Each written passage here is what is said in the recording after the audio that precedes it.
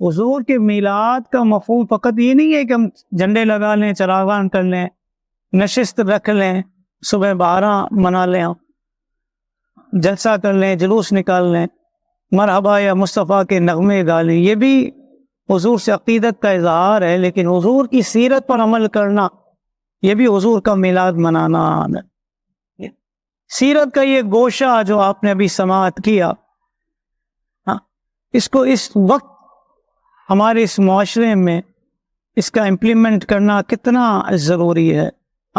حضور علیہ الصلوۃ والسلام کے ازواج میں سے کسی کے گھر پر اتنا کھانا نہیں تھا کہ ایک مہمان کے لیے گزارا ہو جاتا. حالانکہ مالک کونین ہے، مالک کونین ہے نا. عائشہ صدیقہ سے کیا فرمایا مصطفیٰ کریم نے؟ روح البیان علامہ اسماعیل حقی علیہ الرحمٰن نے کیا فرمایا؟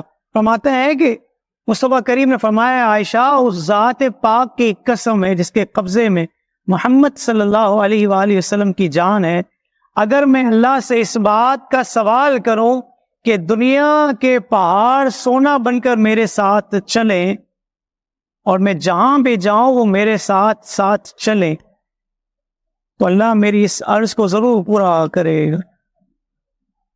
مقام تھا نا مصطفیٰ کریم کا رب کی بارگاہ میں کہ پہاڑ سونا بن کر مصطفیٰ کریم کے ساتھ چلیں، اور دوسری طرف دیکھ لیجئے کہ کسی زوجہ کے گھر پر اتنا کھانا نہیں ہے کہ ایک مہمان کو کھلایا جائے.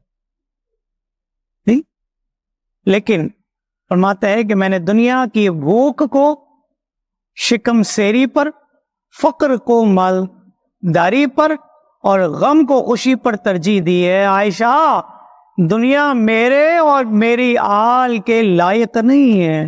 یہ دنیا میرے پاس کیسے آئے گی؟ تو اس بات کے لائق ہی نہیں کہ ہمارے قریب آئے. مالک کونین ہے، وہ پاس کچھ رکھتے نہیں، دو جہاں کی نعمتیں ہیں ان کے خالی ہاتھ میں. ہاتھ بظاہر خالی ہیں، لیکن مقام و مرتبہ یہ ہے کہ فرماتے ہیں کہ یہ پہاڑ میرے ساتھ سونا بن کر چلیں، لیکن میں رب سے یہ سوال نہیں کرتا. کتنا بڑا درس ہے ہمارے لیے. حضور کی سیرت کا یہ پہلو، کسی کو کھانا کھلانا، اس پر عمل ہوتا ہے اور ہونا بھی چاہیے، اور بالخصوص ان ایام میں بہت زیادہ ہوتا ہے.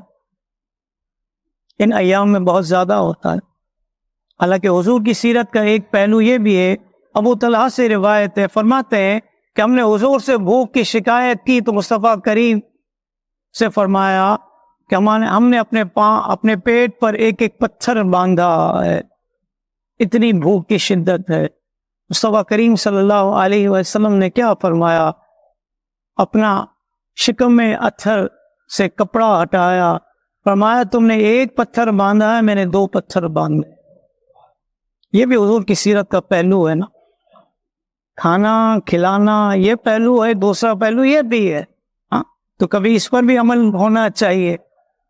سیرت تو یہ بھی ہے نا حضور کی، فقط کھلانا اور کھانا یہی تو سیرت نہیں ہے، تو اس کی طرف بھی توجہ ہونی چاہیے. محمد بن کعب سے مروی ہے، فرماتے ہیں میں نے امیر المومنین علی المرتضیٰ کو یہ فرماتے سنا، کہتے ہیں کہ میں حضور کے مبارک زمانے میں بھوک کی شدت سے اپنے پیٹ پر پتھر باندھتا تھا، لیکن اب کیا ہے؟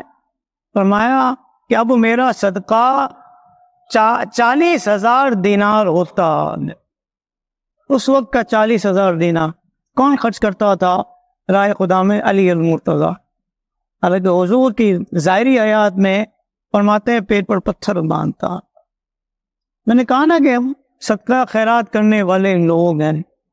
کھانا کھلانا یہ حضور کی سنت ہے. جس طرح ابھی آپ نے سماعت کیا کہ مہمان کی تکریم بھی کی، اور اپنے ہاں موجود نہیں تھا تو صحابی رسول کو ترغیب دی اور وہ اپنے ساتھ لے گئے، اور اس طور پر مہمان کی تکریم کی کہ قرآن کی آیت نازل ہو گئی. یہ قرآن قیامت تک کے لیے رہنمائی ہے، عملی نمونہ ہے. قیامت تک لوگ اس آیت کے حصے کو پڑھیں گے اور ابو طلحہ انصاری کی قسمت پر رشک کریں گے کہ ان کا عمل اللہ کی بارگاہ میں اتنا مقبول ہوا ہے کہ رب نے قرآن اتار دیا.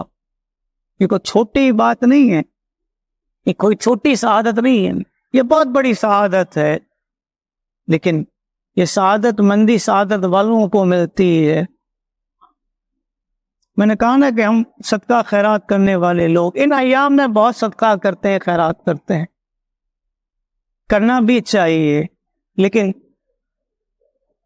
جب ہم کار خیر کرنے پر آئیں تو ہمارا نظریہ یہ ہونا چاہیے کہ کار خیر کو کار خیر رکھ کر کریں۔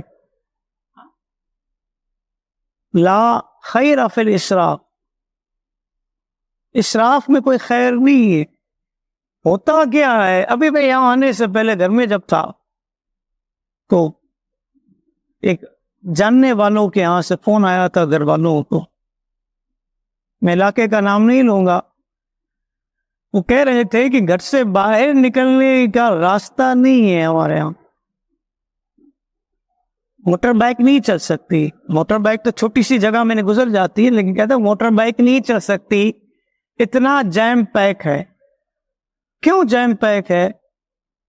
کہ مرد، عورتیں، بچے سب ہی باہر ہیں، اور نظر و نیاز کا معاملہ یہ ہے کہ بڑے بڑے تھیلے اٹھائے ہوئے ہیں خواتین نے، بچوں نے، اور اس کو جمع کیا جا رہا ہے۔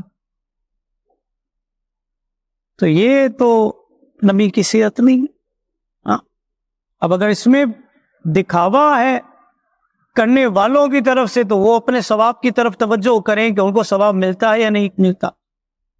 اگر وہ دکھاوے کے لیے کرتے ہیں، میں حکم شرعی تو نہیں لگا رہا، لیکن اگر کہیں ایسا ہے کہ ہم اس طور پر جو ہے نیاز کریں گے اور لٹائیں گے، جس طرح ٹرکوں سے پھینکا جاتا ہے، اکثر شیرنی دیکھی گئی بڑے بڑے جلسوں میں، جلوسوں میں، کہ زمین پر آتی ہے، وہ تبرک جو میلاد کا تبرک ہے، میلاد سے عقیدت رکھنے والے اس کو اپنے پاؤں میں رونتے ہیں۔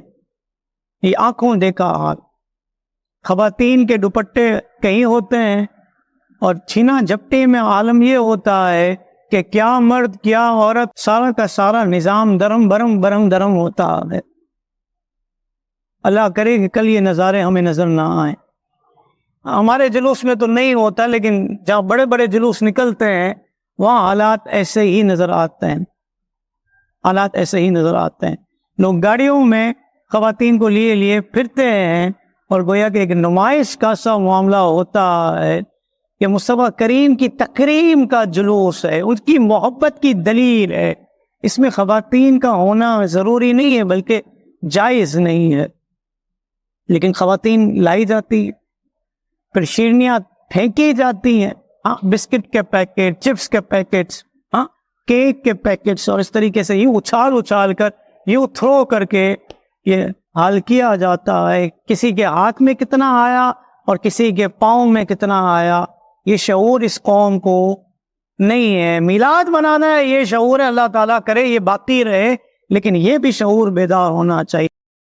مزید اسلامک اور معلوماتی ویڈیوز دیکھنے کے لیے لائک، شیئر اینڈ سبسکرائب کے بٹن کو پریس کرنا ہرگز نہ بھولیں۔